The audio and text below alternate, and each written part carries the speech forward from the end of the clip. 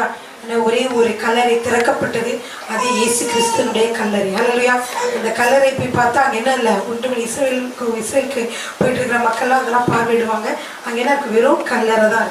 ஏனென்றால் இயேசு கிறிஸ்து உயிரோடு எழுந்தார். ஹல்லேலூயா. அவர் சாதாரண மனிதர் அல்ல, ஒரு கடவுள் மனிதனாக மாறி இந்த உலகத்திலே வாழ்ந்தார். ஹல்லேலூயா. அவர் வாழ்ந்து அவர் போகிற பொழுது எப்படி போனார், அவர் மரித்தவராக போகாமல் உயிரோடு எழுந்து 40 நாட்கள் மக்களுக்கு என்ன செய்தார், அவர் தரிசனமானார். மக்களுக்கு 40 நாட்கள் அவர் தரிசனமாகி அதற்கப்புறம் தான் என்ன செய்தார், அவர் பரம் ஏறினார் அல்லது பரலோகத்திற்கு சென்றார் என்று சொல்லி பார்க்கிறோம். ஹல்லேலூயா. அப்படிப்பட்ட தேவனை, உயிருள்ள ஒரு தேவனை நாம் வணங்கி கொண்டிருக்கிறோம். ஹல்லேலூயா. எனவே தான் நாம் கிறிஸ்தவர்களுக்கு மரண பயம் என்பது இல்லை. ஹல்லேலூயா. ஏனென்றால் நம்முடைய தேவன் மரணத்தை ஜெயித்தார். ஹல்லேலூயா. பாவத்தில் இருந்து வாழ்ந்து கொண்டுதான் அதிலே நாம் அடிவோம் என்று இல்லை, அதிலிருந்து நம்ம என்ன சொல்ல முடியும், மீண்டு வர முடியும். ஏனென்றால் இயேசு கிறிஸ்துவுடைய இரத்தம் நம்முடைய பாவங்களை கழுவி நம்மை மீட்கும். ஹல்லேலூயா. அதே மாதிரி குடும்பங்களிலே பரம்பரையாக வந்த சாபங்கள் மக்களை பாதிக்கலாம். ஹல்லேலூயா. அப்படிப்பட்ட சாபங்களை கூட முறிக்கக்கூடிய வல்லமை அவருக்கு உண்டு. ஹல்லேலூயா. அதே போல ஏனென்றால் அவர் சாபமான முள்முடியை நமக்காக சுமந்தார், நமக்காக என்ன செய்தார், சாபமான சிலுவையை சுமந்தார். எனவே சிலுவையில் அவர் மரித்த பொழுது ஒரு பரிமாற்றம் நடந்தது. ஹல்லேலூயா. பரிமாற்றம்னா என்னது, அவர்கிட்ட நம்ம கிட்ட ஒன்று கொடுக்குறோம், அவங்க இன்னும் நம்ம கொடுக்குறாங்க. ஹல்லேலூயா. அதே மாதிரி சிலுவையில என்ன நடந்தது என்றால் நம்முடைய பாவங்கள் அனைத்தும் அவர் மீது சுமத்தப்பட்டது. அதனாலே அவர் என்ன செய்தார், அந்தகாரம் அடைந்தார், முகம் வந்து அந்த கேடு அடைந்தது. கடைசியில் என்ன சொன்னார், தேவனே தேவனே ஏன் என்னை கைவிட்டீர் என்று சொன்னார். ஏனென்றால் பாவத்தை பார்க்க மாட்டாத சுத்த கண்ணனாகிய தேவாதி தேவன் இயேசு கிறிஸ்துவை கூட பார்க்க முடியவில்லை. ஏனென்றால் உலக பாவம் எல்லாம் அவர் மேல் சுமத்தப்பட்டதினாலே. ஹல்லேலூயா. தங்க ஊசினா அதை கண்ணில் குத்திக்க முடியுமா? தங்க ஊசியா இருக்குன்றது அது மாதிரி இயேசு கிறிஸ்துவா இருந்தாலும் பாவம் அனைத்தையும் அவரை ஏற்றுக்கொண்டதுனாலே, அவரை நிந்தனைகள் அனைத்தும் ஏற்றுக்கொண்டதுனாலே தேவாதி தேவன் அவரை விட்டு தன்னுடைய முகத்தை என்ன செய்தார், திருப்பினார். ஹல்லேலூயா. அதே மாதிரி சாபங்கள் பார்த்தீங்கன்னா, நம்முடைய சாபங்கள் அந்த சிலுவையிலே கல்வாரியிலே நம்முடைய சாபங்கள் அனைத்தும் அவரால் ஏற்றுக்கொள்ளப்பட்டு என்ன செய்யப்பட்டது, நமக்கு ஆசீர்வாதம் வழங்கப்பட்டது. அதனாலதான் சாபமான முள்முடியை தரித்தார், சாபமான சிலுவையிலே அவர் மரித்தார். ஹல்லேலூயா. அடுத்து மூன்றாவதாக பார்க்கிற பொழுது வியாதி வியாதி வியாதி வியாதி மனிதர்களை உருக்குலைக்க வைக்கிறது. ஹல்லேலூயா. எல்லாம் எல்லாம் பார்த்தீங்கன்னா தாட்ஸில் தான் இருக்குது, நம்மளுடைய சிந்தனைகள் தான் இருக்குது. சின்ன நோய் வந்தால் கூட சாப்பிட்டா என்ன செஞ்சிருவான், சின்ன தலைவலி இருந்தாலும் அது அப்படியா இதுவாக இருக்கும், பிரெயினில் ஏதாவது டியூமர் இருக்குமோ கட்டி இருக்குமான்ற அளவுக்கு என்ன செய்வான், சிந்திக்க நம்மளை வைப்பான். ஏன்னா நெகட்டிவ் தாட்ஸ். ஆனால் வசனம் என்ன சொல்கிறது, அவருடைய தழும்புகளாலே நீங்கள் சுகமானீர்கள். எனவே இயேசு கிறிஸ்துவின் தழும்புகளாலே நாம் வந்து சுகமானோம் என்று நாம் விசுவாசிக்கிற பொழுது எப்படிப்பட்ட ஒரு நோயாக இருந்தாலும் அதிலிருந்தும் கர்த்தர் நமக்கு விடுதலை கொடுக்கிறார். ஹல்லேலூயா. எனவே இயேசு கிறிஸ்துவுடைய தழும்புகள், அவர் நமக்காக அடிபட்ட காயங்கள், கைகள் கால்களிலே ஆணிகள் கடாவப்பட்டது, விழாவில் என்ன செய்து ஈட்டியால் குத்தப்பட்டது, இந்த காயங்கள் அனைத்தும் நம்முடைய நோய்களை, நம்முடைய வேதனைகளை மாற்றுகிற மருந்துகளாக இருக்கிறது. ஹல்லேலூயா. எனவே நம்முடைய நோய்களை அவர் சுமந்து நமக்கு ஆரோக்கியத்தை கொடுத்திருக்கிறார். அதே போல அவர் இந்த உலகத்தில் எல்லாவற்றையும் திறந்து தரித்திர கோலமாக, அவருக்கு ஏதாவது வீடு இருந்துச்சா, வாசல் இருந்தாரா, வீடு ஏதாவது இருந்துச்சா, இல்லை 4 சர்ச்சு கட்டி இருந்தாரா, ஒண்ணுமே இல்லை இல்லையா. அவர் எப்படி இருந்தார், அவர் எந்த விதமான இதுவும் இல்லை. அது மட்டும் இல்ல, அவர் வந்து அரைகுறை உடையோடு கூட என்ன செய்தார், சிலுவையிலே அவர் தொங்கினார். ஹல்லேலூயா. அது வெளியில போனாங்கன்னா ஆம்பளைங்களாம் பிரதர்ஸ்லாம் இருந்தாங்கன்னா சர்ச்சை இருந்தால் கூட போறாங்க, எங்க இருந்தாலும் சரி உடனே என்ன செய்வாங்க, குளிச்சுட்டு இருந்தாலும் ஒரு துண்டை வந்து என்ன செஞ்சுக்குவாங்க, பொத்திக்கிட்டு வருவாங்க, ஏதாவது பொத்துக்குவாங்க. ஏன் வந்து உடம்பு வந்து வெளியில காட்டுறது வந்து அவங்களுக்கு பிடிக்காது தான். அதே மாதிரி அப்படி எல்லாரும் நினைக்கும் பொழுது இந்த 33 வயது வாலிபராக இயேசு கிறிஸ்து அறக்கோலமாக எல்லாரும் முன்னாடி தொங்கும்போது எவ்வளவு அசிங்கமா இருக்கும் இல்லையா. எல்லா பெண்கள் இருக்காங்க, ஆண்கள் இருக்காங்க, எல்லாரும் முன்னாடியும் நிர்வாணமாக அவர் தொங்கினார் என்று சொல்லி பார்க்கிறோம். எதற்காக, நம்முடைய வறுமையை மாற்றும் பொருட்டாக, அவர் ஏழ்மை கோலமாக அவர் தொங்கினார். பெரியமானவர்களே, நம் ஒவ்வொருவரையும் அவர் பணக்காரராக மாற்றும் பொருட்டாக, ஐஸ்வர்யவான்களாக மாற்றும் பொருட்டாக, நாம் நிறைவாக வாழும் பொருட்டாக அவர் அந்த தரித்திர கோலத்தை ஏற்றுக்கொண்டார். ஹல்லேலூயா. அந்த சிலுவையில் நடந்த பரிமாற்றம் நமக்கு எப்பொழுதும் நினைவுக்கு வரணும். நம்முடைய கஷ்டங்கள் இருக்கும் போதெல்லாம் இல்லை நான் கஷ்டப்படணும் அவசியம் இல்லை, எனக்காக அங்கு ஒருவர் சிலுவை என்ன செய்தார், தரித்திர கோலமாக தொங்கினார். ஹல்லேலூயா. எனவே அவர் தொங்கினதுனால, அவர் தரித்திர கோலமாக ஆனதுனாலே நான் தரித்திரத்தில் இருக்க வேண்டிய அவசியம் இல்லை. என்ன செய்ய போறேன் நான், இதுல இருந்து கர்த்தர் என்னை உயர்த்துவார் என்ற சிந்தனை மாற்றம். இந்த சிந்தனை உங்களுக்கு வருகிற பொழுதுதான் நீங்க இந்த பிரச்சனைக்கு என்ன செய்வோம், அந்த பிரச்சனைக்கு என்ன செய்வோம் கவலைப்பட்டு பல கணக்குகளை போட்டு இங்கிருந்து கடன் வாங்கி அங்க கொடுப்போமா, அங்கிருந்து இங்க கொடுப்போமா என்று பல நீங்க கணக்கு போட்டுட்டு இருக்காம ஆண்டவருடைய பாதத்திலே காத்திருந்து ஆண்டவர்கிட்ட நம்ம என்ன செய்யணும், சரண்டர் பண்ணுங்க. ஒவ்வொரு நாளும் உங்களுக்கு சரண்டர் பண்ணுங்க. புதிய மாற்றங்களை கர்த்தர் உங்களுக்கு கொடுப்பார். ஹல்லேலூயா. அப்ப நீங்க உங்களுக்கு அப்படி நீங்க சரண்டர் பண்ணி நீங்க பண விஷயத்துல நீங்க பார்க்கிற பொழுது நம்ம எவ்வளவுதான் நம்ம ஜெபிச்சாலும் கூட நம்ம நடக்காது. ஏன்னா நம்ம ஜெபிச்சாலும் கூட நம்ம சரியா இருக்கணும் இல்லையா? இப்ப ஆண்டவர் என்ன சொல்றாரு, நீ என்னோட சமூகத்துல நீங்க காணிக்க கொடுங்க. 10ல் 1 பாகத்தை இப்ப உங்களுக்கு கடன் பிரச்சனைலாம் இருக்கு, நீங்க ரொம்ப நாளா பாக்குறீங்க, அது மாறவே இல்லைன்னா நீங்க கர்த்தர்ட்ட நீங்க ஒரு பொருத்தனை பண்ணலாம். நான் இவ்வளவு சேலரி வாங்குறேன், இதுல 10ல் 1 பாகத்தை நான் உங்களுக்காக 1 மாசம் கொடுத்து பாக்குறேன் ஆண்டவரே. 1 மாசம் நீங்க கொடுத்தீங்கன்னா கூட அந்த மாசம் கூட உங்க வாழ்க்கையில மாற்றங்கள் உண்டாகும். ஹல்லேலூயா. எங்களெல்லாம் அப்படிதான் ஆண்டவர் நடத்தி வந்தார். இப்போ 4000 5000 சம்பாதிக்கிறாங்க. கொஞ்சம் இடைப்பட்ட காலங்கள் 2000 வெளியே 2000 தான் சம்பாதிச்சாரு. ஸோ அதை வச்சு நம்ம சர்ச்சையை ஓட்டணும், சபையை நடத்திட்டு இருந்தோம், அதே போல குடும்பத்தை நடத்திட்டு இருந்தோம். அதெல்லாம் கர்த்தருடைய கிருபை. அந்த காலங்கள் எல்லாம் அப்படி கர்த்தர் கிருபை உள்ளவராக இரக்கம் உள்ளவராக இருக்காரு. நம்ம என்ன செய்யணும், அந்த சம்பளத்துல 10ல் 1 பாகத்தை நம்ம கொடுக்கணும். அல்லேலூயா. அதுக்கப்புறம் பார்த்தீங்கன்னா நீங்க அப்படியே அந்த காரியங்களை நீங்க சரியா செய்துட்டு நீங்க கேட்கிற பொழுது கர்த்தர் கட்டாயம் உங்க கடன் பிரச்சனை அனைத்து மாற்றுவார். நிறைய சாட்சிகள் இருக்காங்க நம்முடைய சபையில. அப்படி 10ல் 1 பாகத்தை கர்த்தருக்காக கொடுத்து ஆசீர்வதிக்கப்பட்ட ஜனங்கள் அநேகம் இருக்கிறாங்க. அல்லேலூயா. எனவே உங்களுக்கு தேவைன்னா நீங்க கொடுத்து கர்த்தரின் ஆசீர்வாதங்களை பெற்றுக்கொள்ளலாம். அல்லேலூயா. இல்லை கொடுக்கப்பட்ட ஆசீர்வாதங்களை தக்க வைத்துக் கொள்வதற்கு கூட தசம பாகம் வேண்டும். அல்லேலூயா. ஏன்னா நம்முடைய அந்த எல்லா பணத்தையும் இந்த 10ல் 1 பாகம் நம்ம கர்த்தர் கொடுக்கறதா சுத்திகரிக்கிறது. நம்மளோட பணத்தை என்ன செய்கிறது, நம்ம பணத்தை பரிசுத்தமா மாட்டி அது சரியான வழியில கரெக்டா செலவு பண்ண உதவி செய்யுது. அநேகமா நிறைய பேர் சம்பாதிக்கலாம், நிறைய சம்பாதிப்பாங்க. ஆனா எங்க போகுதுன்னே தெரியாத அளவுக்கு போயிட்டே இருக்கும் இல்லையா? அவங்க எந்த விதமான இது இல்லாம தேவையில்லை. அப்புறம் ஒரு 1 வருஷமோ 2 வருஷமோ கழிச்சு அவங்க சிந்திச்சு பார்க்கும் பொழுது, ஐயோ இதெல்லாம் நான் பணத்துல என்ன செஞ்சுட்டேன், வேஸ்ட் ஆக்கிட்டேன், இந்த மாதிரி தவறா செலவழிச்சுட்டேன், இந்த மாதிரி எனக்கே தெரியாம இவ்வளவு லட்சம் வேஸ்ட் ஆயிடுச்சு, இவ்வளவு காசு வேஸ்ட் ஆயிடுச்சு, என்ன செய்வாங்க, யோசிப்பாங்க. அதெல்லாம் ஏன் நடக்குதுன்னா அவங்க அந்த நேரங்கள்ல 10 ரூபாய் கர்த்தர் கொடுத்து அந்த பிரதிஷ்டை இந்த பணங்கள்லாம் என்ன செய்யுது, பரிசுத்தப்படுகிறது, பாதுகாக்கப்படுகிறது. கரெக்டா எப்படி செலவு செய்யணும் ஆண்டவர் சொல்லி இருக்கிறாரு இல்லையா? நாங்க இருந்த சபையில அப்படிதான் அந்த பாஸ்டர் சொல்லுவாங்க, நீங்க 10ல் 1 பாகத்தை கொடுங்க, உங்களுக்கு வேஸ்டா செலவழிக்கிற மெடிக்கல் செலவு நிப்பாட்டப்படும்.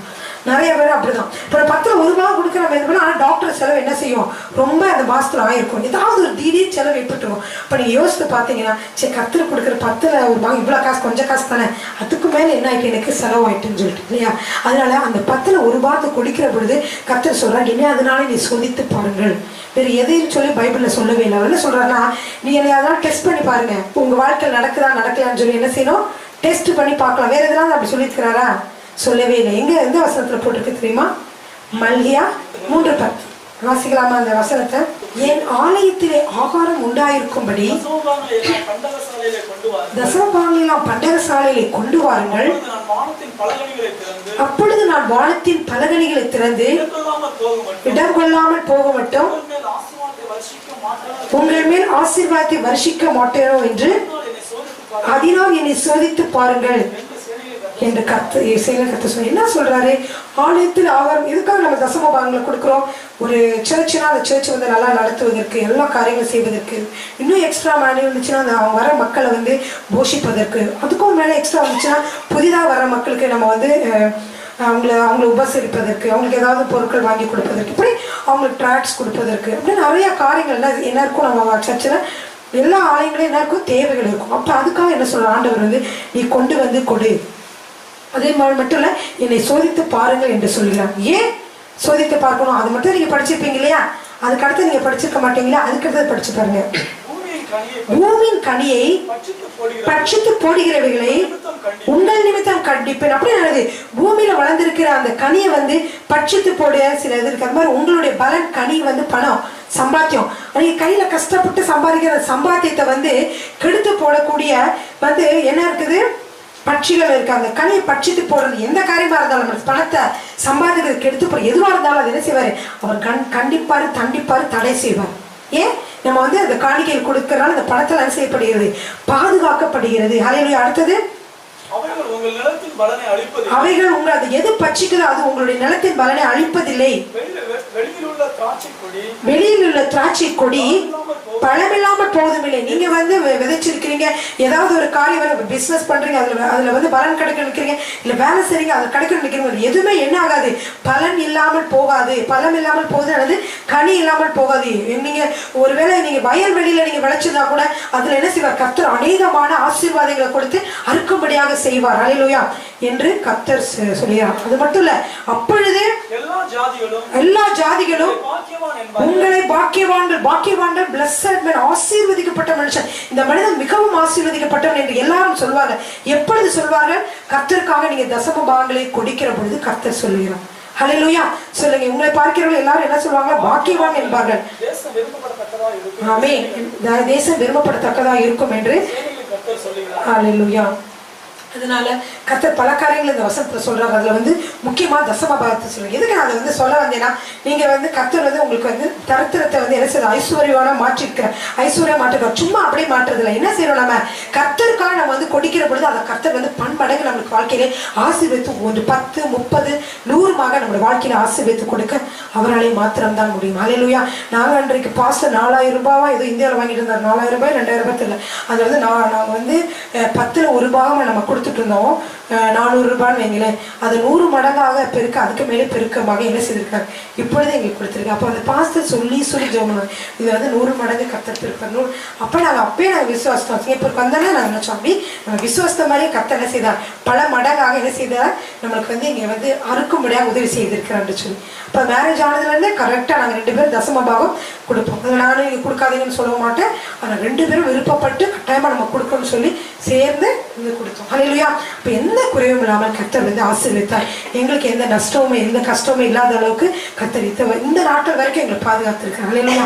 அதே மாதிரியே உங்களுக்கும் கர்த்தர் செய்வார். ஹல்லேலூயா. எனவே சிலுவையில என்ன பரிமாற்றம் ஏற்பட்டது, நம்முடைய பாவங்கள் அவர் ஏற்றுக்கொண்டு நம்ம அனைவரையும் நீதிமான்களாக மாற்றியிருக்கிறார். நம்முடைய சாபங்களை ஏற்றுக்கொண்டு நம்மளை ஆசீர்வாதம் உள்ளவர்களாக மாற்றியிருக்கிறார். நம்முடைய நோய்கள் எல்லாம் ஏற்றுக்கொண்டு நம்மை ஆரோக்கியம் உள்ளவர்களாக மாற்றியிருக்கார்.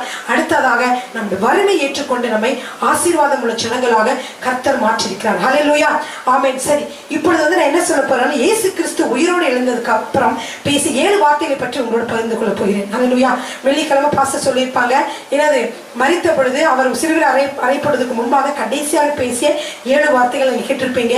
இன்று அவர் உயிர் தெழுந்தவுடன் பேசிய முதல் 7 வார்த்தைகளை நாம் கேட்க போகிறோம். ஹல்லேலூயா. சரி, எடுத்துக்கொள்வோமா? மத்தேயு 28:9. அவருடைய சீசர்களுக்கு அறிவிக்க போகிற போது இயேசுதாமே அவர்களுக்கு எதிர்பட்டு ஹல்லேலூயா வாழ்க என்றார். அவர் கிட்ட வந்து அவர் பாதங்களை தழுவி அவரை பணிந்து கொண்டார். ஹல்லேலூயா. முதல் என்ன செய்றார், ஆண்டவர் வந்து நாங்க வந்து உயிரோடு எழுந்து வந்தோம், முதல் பேசிய வார்த்தை வாழ்க. ஹல்லேலூயா. அப்படி ஹேல் இங்கிலீஷ்ல அர்த்தம் வாழ்க என்று சொன்னாங்க. வாழ்க என்றால் என்ன அர்த்தம், நீங்க வாழ வேண்டும், நீங்க ஆசீர்வாதமாக இருக்க வேண்டும். நீங்க எல்லாவற்றும் ஒரு ஆண்டவருடைய விருப்பம் பாருங்க. என்ன விருப்பம், எப்படி அம்மா பெற்றோர்கள்லாம் வந்து பிள்ளைகளை பார்த்தோன்னே நீ நல்லா இருக்கணும்னு வாழ்த்துவாங்க இல்லையா, அது மாதிரி ஆண்டவர் முதலாவது உயிரோடு எழுந்தோன்னு பேசிய வார்த்தை என்ன தெரியுமா, சீஷர்களை பார்த்து பேசிய முதல் வார்த்தை நீங்க வாழ்க. அப்படின்னா நீங்க வளமுடன் வாழ வேண்டும், நீங்க எல்லாவற்றிலும் செழித்திருக்க வேண்டும், நீங்க சுகமாக வாழ வேண்டும் என்று அர்த்தம். ஹல்லேலூயா. அதான் முதலாவது ஆண்டவர் வந்து நம்மளை பார்த்து அதான் சொல்ல விரும்புகிறார். ஹல்லேலூயா. நம்ம எப்படி இருக்கணும், வாழ்ந்து சுகித்திருக்க வேண்டும், நாம் வந்து கலிகூர்ந்து மகிழ வேண்டும், நம்ம உயிரோடு இருந்து கலிகூர்ந்து மகிழ வேண்டும். இதுவே கர்த்தர் வந்து நமக்கு சொல்லுகிற முதல் வார்த்தையாக இருக்கிறது. ஹல்லேலூயா. எனவே கர்த்தர் வந்து முதலாவது வார்த்தை என்ன, உங்களுக்கு அதுல இருந்து விளக்கம் புரிஞ்சிச்சு. ஏன்னா பாஸ்டர் ஒரு பேசுவாங்க, ஸோ நான் வந்து சுருக்கமாக உங்களுக்கு சொல்றேன். 2வது வார்த்தை என்னன்னு பார்த்தீங்கன்னா மத்தேயு 28:10. அப்பொழுது இயேசு அவர்களை நோக்கி பயப்படாதிருங்கள், நீங்கள் போய் என் சகோதரர் கலிலேயாவுக்கு போகும்படி அவர்களுக்கு சொல்லுங்கள், அங்கே அவர்கள் என்னை காண்பார்கள் என்றார். ஹல்லேலூயா. 2வதாக ஆண்டவர் சொல்ல விரும்புகிற வார்த்தை என்ன தெரியுமா, பயப்படாதீர்கள். இந்த உலகத்துல வந்து எல்லாருமே எதையாவது குறித்து பயந்து கொண்டே தான் இருப்பாங்க.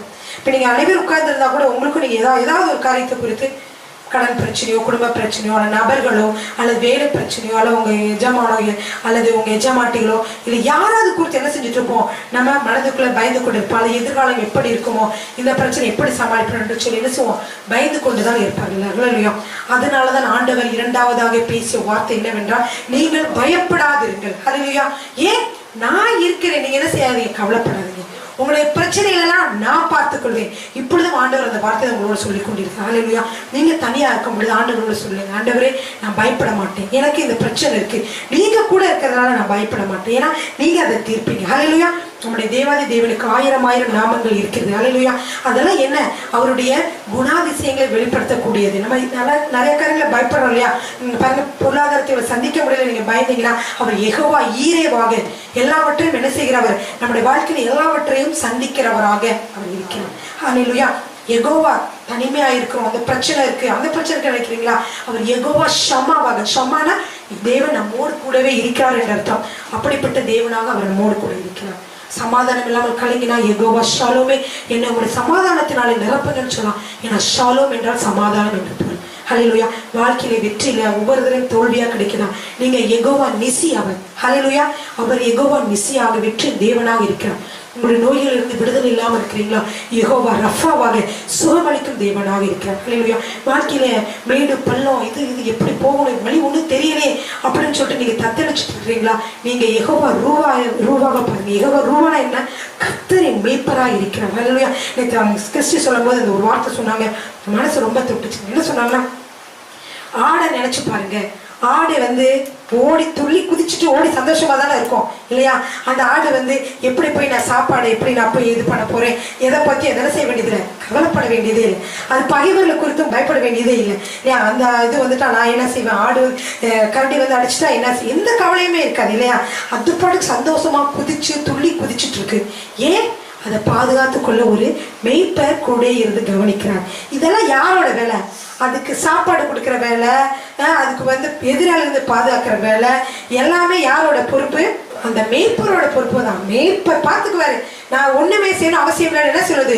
ஜாலியா துள்ளி குதிச்சுட்டே தான் போகும். மேய்ப்பர் கூட்டிட்டு போற இடத்துல போகும், நல்லா சாப்பிட்டு நல்லா திருப்தியா இருக்கும் இல்லையா? அதே மாதிரி தான் நம்மளும். ஹல்லேலூயா. நம்மளை மேய்க்கிற ஒரு யெகோவா ரூஃபா இருக்கிறார். ஹல்லேலூயா. எனவே நம்ம எதை குறித்து நாம் கவலைப்படாமல், இதெல்லாம் யாரோட கவலை? கடன் பிரச்சனையா பாரமா? இது என்னோட கவலை இல்லை ஆண்டவரே, நான் கவலைப்பட வேண்டாம், நான் துதித்து கொண்டே இருப்பேன், கைகளை உயர்த்தி துதிப்பேன், கரங்களை அசைத்து துதிப்பேன், கரங்களை தட்டி துதிப்பேன் என்று சொல்லி என்ன செய்யணும்? நம்ம ஆண்டவரை துதித்து கொண்டே இருக்கிற பொழுது கர்த்தர் யுத்தம் என்னுடையது, நான் உன் பிரச்சனையை பார்த்துக் கொள்வேன் என்று சொல்லி சிவர் ஆண்டவர் பார்த்துக் கொள்வார். ஹல்லேலூயா. எனவேதான் அவர் நம்மை நன்மையாக நடத்தி செல்வதனாலே அவர் யெகோவா ரூவா நமக்கு மேய்ப்பராக இருக்கிறார். ஹல்லேலூயா. ஏன் இந்த வார்த்தைகளாக சொன்னேன்னா, நீங்க ஜெபிக்கிற பொழுது இவ்வளவு நிறைந்த நம்முடைய தேவன், அவரை சொல்லி சொல்லி நீங்க என்ன செய்யணும்? ஜெபிக்க வேண்டும். அவருக்கு தேவையான அனைத்தையும் சந்திப்பார்.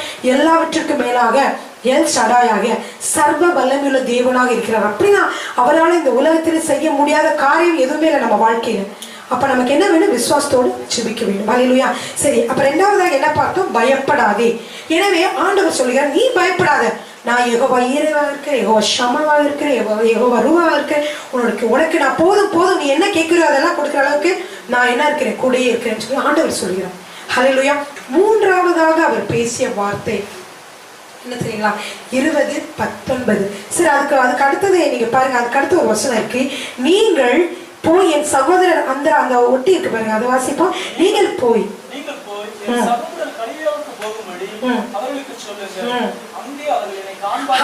இது அடுத்ததாக ஆண்டவர் தெரிவிக்க விரும்புகிறது. முதலாவது என்ன சொன்னாரு? வாழ்க, நீங்க வாழ்ந்து சீர்திருத்தம் சொன்னார். இரண்டாவது வார்த்தை பயப்படாதிருங்க. சரி, அதுக்கடுத்து ஆண்டவருடைய தாகம் என்ன? அதுக்கடுத்து ஆண்டவர் என்ன செய்யணும்னு விரும்புறாரு? என்ன செய்யணும்னு விரும்புறாரு? நீங்கள் போய் என் சகோதரர் கலிலேயாவுக்கு போகும்படி அவர்களுக்கு சொல்லுங்கள், அங்கே அவர்கள் என்னை காண்பார்கள். இது அடுத்ததாக கர்த்தர் விரும்புகிற ஒரு காரியம் நம்முடைய வாழ்க்கையிலே. நீங்க போய் என்னோட பிள்ளைங்களுக்கு மக்களுக்கு சொல்லுங்க. என்ன சொல்லி? ஆண்டவர் இங்கே இருக்கிறார், வந்து பாருங்கள் ஆலயத்தில். ஆண்டவர் உயிரோடு எழுந்து விட்டார், உங்களுக்காக அற்புதங்கள். அந்த இடத்துல என்ன சொன்னாங்கன்னா, பாருங்க ஆண்டவர் உயிரோடு எழுந்து விட்டார், அவர் எங்க இருக்கிறார்? கலிலேயாவில் இருக்கிறார், எனவே அவரை போய் பாருங்கள் என்று என்னோட சகோதர மற்றவர்கள் அனைவருக்கும் சொல்லுங்கன்னு ஆண்டவர் சொல்றாரு இல்லையா? அதே மாதிரி நம்முடைய வாழ்க்கையில் என்ன செய்தி சொல்ல விரும்புகிறார? மற்றவர்களுக்கு சொல்லுங்க. மற்றவர்கள் என்ன சொல்லுங்க? நான் உயிரோடு இருக்கேன், நான் அற்புதத்தை அவனுடைய வாழ்க்கையில செய்ய முடியும், அவனோட பிரச்சனையை நான் தீர்க்க முடியும், நீங்க சொல்லுங்க சொல்லுங்கன்னு என்ன சொல்றாரு? உங்ககிட்ட ஆண்டவர் சொல்ல விரும்புகிறார். அப்படின்னா என்னன்னா, என்னை பற்றி சொல்லி மற்ற மக்களை என்ன செய்யணும்? கர்த்தருக்குள்ளே கொண்டு வாருங்கள் அப்படின்னு சொல்லி ஆத்தும பாரத்தை 3வது வசனத்தில் நமக்கு கொடுக்கிறார். ஹல்லேலூயா. சரி, 4வதாக என்ன வசனம் பார்த்தா யோவான் 20:19. வாரத்தின் முதல் நாளாகிய அன்றைய தினம் சாயங்கால வேளையிலே சீசர்கள் கூடியிருந்த இடத்தில் ஹல்லேலூயா. யூதர்களுக்கு பயந்ததினால் கதவு பூட்டியிருக்கையில் இயேசு வந்து நடுவே நின்று உங்களுக்கு சமாதானம் என்றார். ஹல்லேலூயா. அடுத்ததா என்ன சொல்ற ஆண்டவர்? உங்களுக்கு சமாதானம். ஏன் அப்ப அந்த சூழ்நிலையை பாருங்க. 20:19 பாருங்க. வாரத்தின் முதல் நாளாகி அன்றைய தினம் சாயங்கால வேளையிலே எப்ப ஆண்டவர் உயிர் தெழுந்தாரு? முதல் நாள் காலையில உயிர் தெழுந்தார் இல்லையா? ஒவ்வொரு இடத்துல போய் அவர் பிரசன்னமாகிறார். ஒவ்வொரு இடத்துல போய் மக்களை பார்த்து அவங்க மக்கள் எல்லாம் போய் சொல்ல திடப்படுத்த போறார். நான் உயிரோடு எழுந்துட்டேன், உயிரோடு வந்து சொல்ல போறேன். அப்ப இங்க போகும்போது என்ன ஆகுதுன்னா, அன்றைய தினம் சாயங்கால வேளை சீசர்கள் கூடியிருந்த இடத்திலே யூதர்களுக்கு பயந்ததினால், யூதர்கள் வந்து இயேசு அடிச்சுட்டாங்க, அடுத்து நம்மள என்ன செய்வாங்க? ஃபைன் பண்ணுவாங்க, நம்ம எங்க இருக்கோம் கண்டுபிடிப்பாங்க, கண்டுபிடிச்சு என்ன செய்வாங்க? நமக்கு தண்டனை கொடுப்பாங்கன்னு சொல்லிட்டு இதெல்லாம் பயந்து கதவெல்லாம் மூடி என்ன செய்யறாங்க? கதவெல்லாம் பூட்டி உள்ள இருக்கிறாங்க. ஆனால் ஆண்டவர் வந்து உயிரோடு எழுந்ததுனால், அவர் ஆவியா இருக்கிறதால அவர் என்ன செய்யறார்? உள்ளே கதவு பூட்டி இருந்தாலும் உள்ளே அவர் என்ன கதவு தட்டிட்டு இருந்தாரா?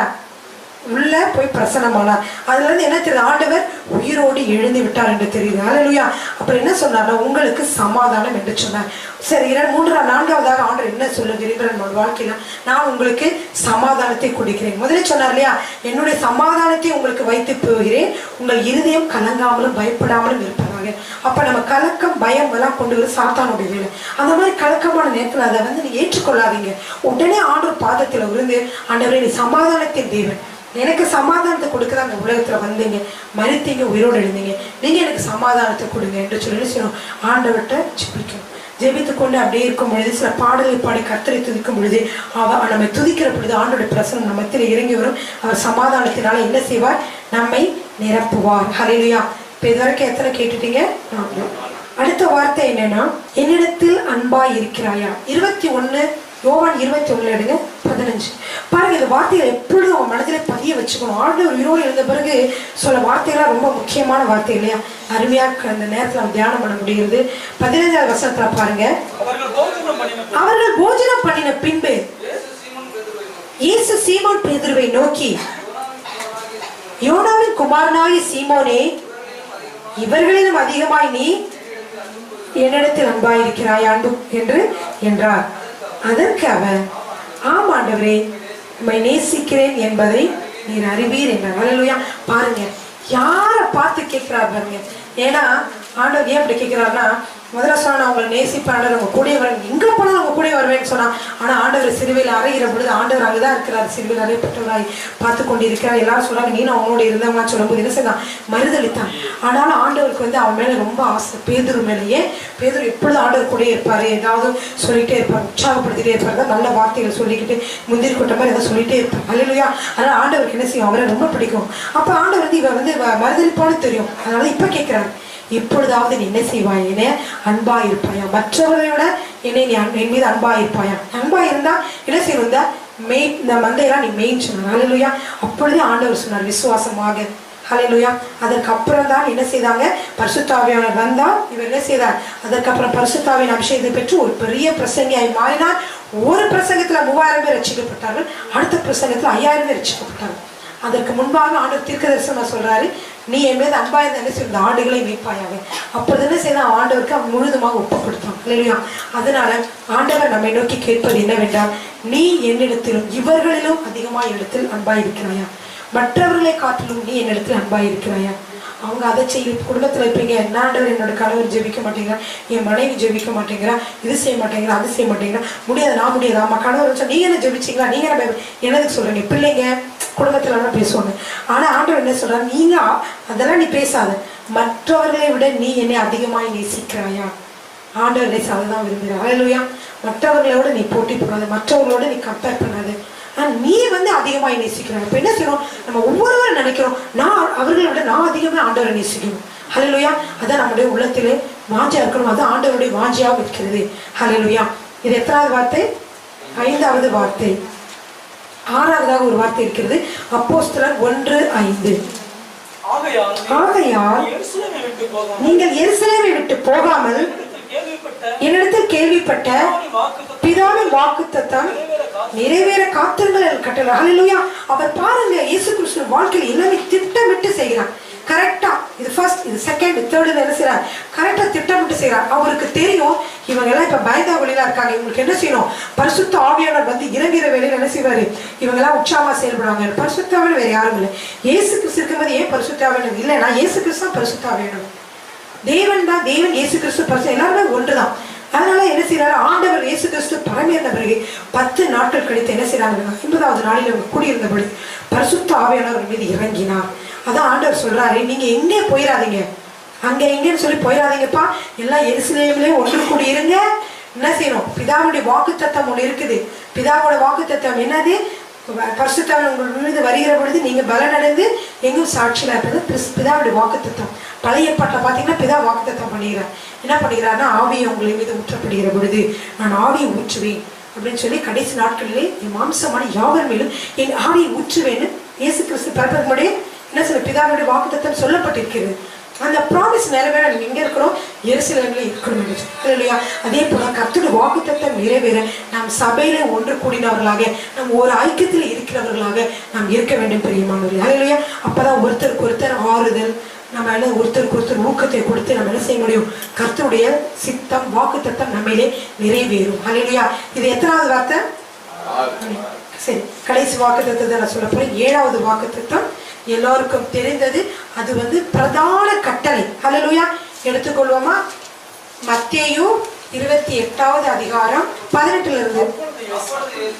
அப்பொழுது இயேசு சமீபத்தில் வந்து அவர்களை நோக்கி, வானத்திலும் பூமியிலும் ஹல்லேலூயா, அது பெரிய சத்தியமா அடங்கி இருக்குது. என்னது? அவருக்கு அதிகாரம் கொடுக்கப்பட்டிருக்கிறதா. முன்னாடி ஏன் அப்படி சொல்றாரு அப்படின்னா, இயேசு கிறிஸ்து மரித்து உயிரோடு எழுந்து வந்ததுக்கு உயிரில் அதாவது மரித்ததுக்கு அப்புறம் அவர் போய் பாதாளத்தினுடைய திறவுகோலை கூட வாங்கிட்டு வந்துட்டார். மரணத்தையும் ஜெயித்தார் இல்லையா? பாதாளத்தின் திறவுகோல், எல்லாத்தையும் திறவுகோல்னா கீ, எல்லாத்தையும் வாங்கிட்டு வந்துட்டார். அதிகாரம் முழுவதற்கு சாத்தானை வந்து சிலுவையில் அவர் அறையப்பட்ட பொழுது அவன் என்ன செய்தாரு? அவனும் வந்து அங்கே வந்து அறையப்பட்டான். அப்படின்னா என்னன்னா, சிலுவையில் அவர் அறையிற பொழுது சாத்தானுடைய அதிகாரங்கள் எல்லாமே வந்து என்ன செய்யுது? ஃபினிஷ். கர்த்தர் என்ன செய்தார்? வெற்றி சிறந்தார். ஹல்லேலூயா. அதனால அவருக்கு வந்து என்ன இருக்குது? வானத்திலும் பூமியிலும் சகல அதிகாரம் எனக்கும் கொடுக்கப்பட்டு இருக்கிறது. ஆகையால் நீங்கள் புறப்பட்டு போய் சகல ஜாதிகளையும் சீசராக்கி பிதா குமாரன் பரிசுத்தாவின் நாமத்தினாலே அவர்களுக்கு ஞானஸ்நானம் கொடுத்து நான் உங்களுக்கு கட்டளையிட்ட யாவையும் அவர்கள் கைக்கொள்ளும்படி அவர்களுக்கு உபதேசம் பண்ணுங்கள். இதோ உலகத்தின் முடிவு வரைந்தும் சகல நாட்களிலும் நான் உங்களோட கூட இருக்கிறேன் என்றார். ஹல்லேலூயா. கடைசியாக அவர் பேசுகிற பொழுது முக்கியமான ஒரு பிரதான கட்டளை, பிரதானமான ஒரு காரியத்தை சீசர்களுக்கு சொல்லிவிட்டு சென்றார். என்னன்னா, நீங்க கவலைப்படாதீங்க, பயப்படாதீங்க, எல்லா அதிகாரம் என்கிட்ட தான் இருக்கு. நீங்க தைரியமா போய் சுவிசேஷத்தை சொல்லுங்க. நீங்க வந்து உங்களுக்கு அதிகாரம் வந்து நான் கொடுக்குறேன். நீங்க போய் பிதா குமாரன் பரிசுத்தாவின் நாமத்தினாலே நீங்க வந்து ஞானஸ்நானம் கொடுங்க. ஒரு இடத்துல அவர் சொல்லுவார், நீங்க பிசாசுகளை வந்து என்ன செய்வீங்க? விரட்டுவீர்கள். சாவுக்கு எதுவான எதை குடிச்சாலும் உங்களை ஒன்றும் செய்யாது. ஏன்? இந்த அதிகாரம் என்கிட்ட இருக்குது, கவலைப்படாதீங்க. மரணத்துக்கு அதிகாரம் இல்லை. ஹல்லேலூயா. ஏன்னா மரணத்தையும் ஜெயித்தவர் இல்லையா? அது சாவுக்கு எதுவான குடிச்சாலும் ஒன்று செய்யாது. சர்ப்பமே உங்களை ஒன்று செய்ய என்ன முடியும்? என்ன செய்வீங்க? நீங்க சர்ப்பத்தையும் நீங்க மிதிப்பீர்கள், தேள்களெல்லாம் மிதிப்பீங்கன்னு சொன்னாங்க. ஹல்லேலூயா. எத்தனை பேர் விசுவாசிக்கிறீங்க? உங்க வாழ்க்கையில ஏற்படக்கூடிய எல்லா பிரச்சனையும் நீங்கள் மேற்கொள்ள முடியும். ஹல்லேலூயா. அதற்கு கர்த்தர் உங்களுக்கு அதிகாரத்தை கொடுத்திருக்கிறார். ஹல்லேலூயா. அது மட்டுமல்ல, கடைசியாக அன்பாக சொன்னார், நீங்க கவலைப்படவே படாதீங்க. இப்ப நான் வந்து பரலோகத்துக்கு போனாலும் உலகத்தின் முடிவு வரையும், இந்த உலகம் அழிகிற முடிவு வரையும், உலகம் அழிகிற வரைக்கும் சகல நாட்களிலும் நான் உங்களுடனே கூட இருக்கிறேன் என்று சொன்னார். ஹல்லேலூயா. உலகத்தின் முடிவு வரையும் ரெண்டு அர்த்தமா இருக்கு. உலகத்தினுடைய கடைசி வரைக்கும் அர்த்தமாகும். ஆனா அதை விட இந்த உலகம் அடியிற வரைக்கும் நான் என்ன செய்வேன்? உங்களோட கூட இருப்பேன்னு சொன்னார். அவங்களோட இருக்க அதே தேவன் நம்ம கூட இருக்கிறாரா? அவங்கெல்லாம் அழிஞ்சிட்டாங்கன்னா ஆண்டவர் வந்து அழிவே. இப்பொழுது நம்ம கிட்ட அதே தான் சொல்லுவேன், நீ கவலைப்படாதீங்க, கஷ்டப்படாதீங்க, எதையுமே எல்லாத்தையும் என்கிட்ட விடுங்க. நான் என்ன செய்றேன்? உங்களோடு கூட இருக்கிறேன். ஹல்லேலூயா. நான் இருக்கிறவராகவே இருக்கிறேன் என்று சொன்னார். ஆண்டவருடைய இன்னொரு நாமம் என்னன்னா ஐ ஆம் அப்படின்னு அர்த்தம். அப்படின்னா நான் இருக்கிறவராகவே இருக்கிறேன். அப்படின்னா என்னன்னா, நான் செத்து போகல, நான் அந்த இடத்துல ஆப்சண்ட் ஆகல, அந்த இடத்துல நான் வந்து இல்லாமல் போகல. உங்களுடைய வாழ்க்கையில உங்க பிரச்சனைகளை எல்லா இடங்களும் நான் எப்படி இருக்கிறேன்? நான் இருக்கிறவராகவே இருக்கிறேன். தைரியமா போங்க. இல்லையா? பிள்ளைங்களாம் சின்ன பிள்ளைங்க அம்மா இருட்டா இருக்கு எப்படி போறதெல்லாம் என்ன செய்வாங்க பிள்ளைங்க? அம்மா அவங்க கையை கொடுங்க பிடிச்சிக்கிறேன்னு சொல்லுவாங்க இல்லையா? அதே போல ஆண்டவர் சொல்லி, நீ பயப்படாத, நான் உன் கூடயே இருக்கிறேன். நான் எப்படிப்பட்ட நான் இருக்கிறேன்? இருக்கிறவராகவே இருக்கிறேன். நான் இறந்து மடிந்து போகவில்லை, அவன் கூடயே இருக்கிறேன். உன் வாழ்க்கை பிரச்சனையில நான் இருக்கிறேன். உன் வியாதி பிரச்சனையில் பயப்படாத, ஐயோ இப்படி யாரும் அப்படி யாரும் பயப்படாத, நான் உன் கூட இருக்கிறேன், உனக்கு விடுதலை கொடுப்பேன், எல்லா நேரத்திலையும் நான் நினைச்சு உதவி செய்வேன் ஆண்டவர் சொல்லுகிறார். ஹல்லேலூயா. நம்முடைய ஆண்டவர் இவ்வளவு நல்லவர். ஹல்லேலூயா. 7 வார்த்தைகளை ஒரு தடவை சொல்றீங்களா? ஒருத்தங்களா ஒண்ணு. முதலாவது வார்த்தை என்ன சொன்னேன்? வாழ்க. நீங்க வாழ்ந்திருக்க வேண்டும், சுகமா இருக்க வேண்டும் என்று கர்த்தர் முதலாவதாக வாழ்த்தினார். இரண்டாவதாக பயப்படாதிருங்கள் நீங்க சொன்னாரு. மூன்றாவதாக கலிலியாவுக்கு போய் ஊழியம் செய்யுங்கள், சுவிசேஷம் சொல்லுங்கள், என்னை பற்றி அறிவியுங்கள் என்று சொன்னார். நான்காவதாக சமாதானம், உங்களுக்கு சமாதானம் என்று சொன்னார். ஐந்தாவதாக என்னை நேசிக்கிறாயா என்று கேட்டார்.